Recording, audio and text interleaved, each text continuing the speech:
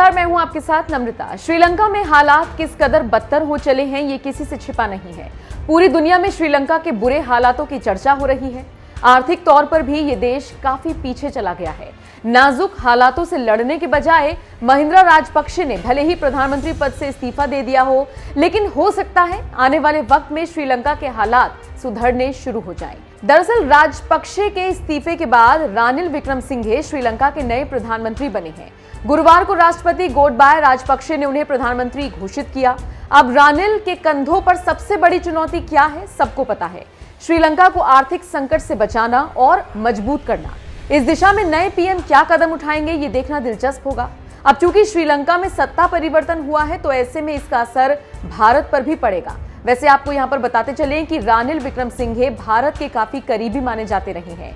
यही वजह है कि जैसे ही उन्हें पीएम बनाया गया, उन्होंने भारतीय उच्चायोग से साफ कहा कि भारत श्रीलंका की नई सरकार के साथ काम करने को उत्सुक है। रानिल विक्रमसिंघे के बारे में आपको बताते चलें कि वो चौथी बार श्रीलंका के पीएम बने हैं। वो अलग बात है कि वो कभी अपना कार्यकाल पूरा नहीं कर पाए। भारत के दोस्त और बेहद करीबी विक्रमसिंघे यूएनपी यानी यूनाइटेड नेशनल पार्टी के सांसद हैं।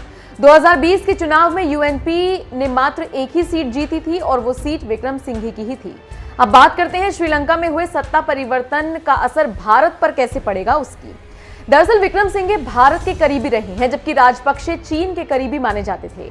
राजपक्षे की सरकार में श्रीलंका कर्ज तले दबता चला गया, जिससे उबरना विक्रमसिंघे की जिम्मेदारी होगी। विक्रमसिंघे ने हाल ही में एक ट्वीट किया जिसमें लिखा, श्रीलंका के लोगों के प्रति भारत का कमिटमेंट जारी रहेगा।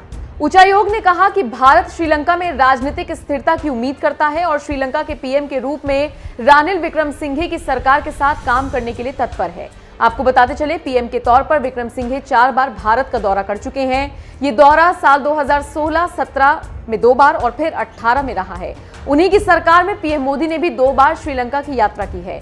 विक्रमसिंघे सरकार में भारत ने श्रीलंका की 1990 एम्बुलेंस सेटअप करने में मदद की थी, जो कोरोना काल में काफी इस्तेमाल हुई। कुल मिलाकर देखा जाए तो श्रीलंका के नए पीएम और भारत के संबंध अच्छे हैं, जिसका असर दोनों देशों पर ही पड़ना तय माना जा रहा है। बहरहाल आपका इस खबर पर क्या कहना है, कमेंट करके हमें जरूर बताएं।